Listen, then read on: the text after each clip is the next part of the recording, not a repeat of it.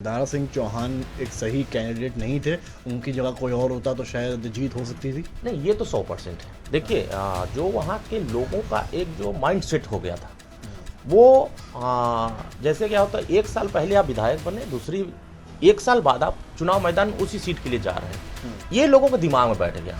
तो सुन लिया आपने सुभासपा नेता और ओम प्रकाश राजभर के बेटे अरुण राजभर ने क्या कहा। अरुण राजभर साफ साफ कह रहे हैं कि घोसी में हार की असली वजह दारा सिंह चौहान है, क्योंकि वो एक कमजोर कैंडिडेट थे, इसी वजह से घोसी में हार का मुंह देखना पड़ा।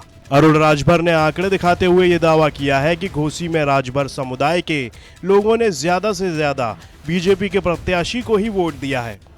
तो हमारे तो मतदाता खुलकर के वोट की, यही तो बात है कि हम 1 साल पहले अगर साइकिल को वोट दिलवाए, 1 साल बाद ही अगर हम कमल पर बटन दबा रहे थे, हमारी उपलब्धि है कि हम अपने मतदाताओं को ट्रांसफर करा लिए। और यही नहीं, हर बूथों पर हमने आपको दिखा दे, हमने ये सर्वे किया है, काफी डेटा लेकर बैठे हैं, जरा कैमरामैन रोहित दिखाएंगे। करके 71 बूथ से लेकर जितना हम लोगों ने गांव लिखा है, माछिल, चकमुनैद, ये सब खानपुर, ये सब जितने गांव हैं, इन बूथों पर भारतीय जनता पार्टी चुनाव जीती है। जो मैंने टिक लगाया है, इन बूथों पर भारतीय जनता पार्टी चुनाव जीती है, क्योंकि यहाँ हम लोगों ने काम किया है। जहाँ हमारे मतदाता नहीं है, उन बूथों पर दूसरी की जिम्मेदारी थी, जैसे जहां यादव हैं, मुसलमान हैं, दलित हैं और उन ब्राह्मण हैं। काफी डेटा वायरल। अरुण राजभर यहीं नहीं रुके, उन्होंने सपा के कद्दावर नेता और अखिलेश यादव के चाचा शिवपाल सिंह यादव पर भी तंज कसते हुए कहा कि शिवपाल यादव का अहंकार जल्द ही टूटेगा।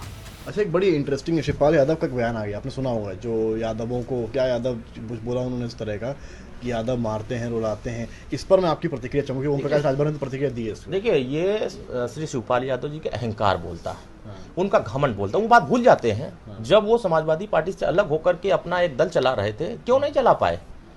क्यों इतना अगर इनका जलवा था, इतना ये क्या बोलते हैं, ये शेर थे, बैक कौन बता रहे ना, बोर्डिंग लगा रहे हैं कि किंग अभी जिंदा है, ये है टाइगर अभी, तो टाइगर बने थे तो अपनी पार्टी बना करके टाइगर बना दिए होते पार्टी को। जान गए थे कि उस टाइगर के साथ कोई जाने को तैयार नहीं है। अभी तो टाइगर इज बैक है, टाइगर चला गया था ना, कोई फर्क नहीं। वहां अगर हमारा समीकरण जिस कैंडिडेट के ऊपर हम लोगों ने दाव लगाया, अगर उसकी जगह दूसरा होता ना, तो इनका टाइगर ये बकरी बनकर घूमते फिर। अब आप सोच रहे होंगे कि ऐसा क्या हुआ कि ओम प्रकाश राजभर से लेकर अरुण राजभर तक अपनी सफाई देते फिर रहे हैं। तो हुआ ये कि ओम प्रकाश राजभर ने कुछ दिन पहले ही एनडीए में घर वापसी की है।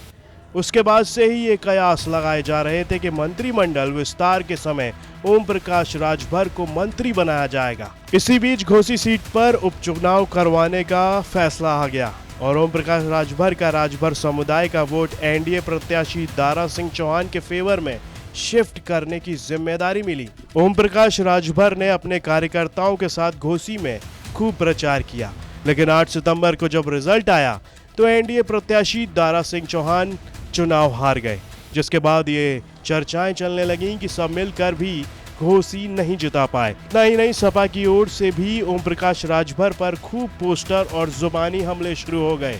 सपा की ओर से ये साबित किया जाने लगा कि पूर्वांचल में ओम प्रकाश राजभर की जमीन खिसक चुकी है। ऐसे में अपनी शाख बचाने और डैमेज कंट्रोल करने के लिए पहले तो ओम प्रकाश राजभर आंकड़ों के साथ सामने आए, फिर अपने बेटे अरुण राजभर ने घोसी हार का ठीकरा दारा सिंह चौहान पर फोड़ दिया। लखनऊ से समर्थ श्रीवास्तव की रिपोर्ट, यूपी तक।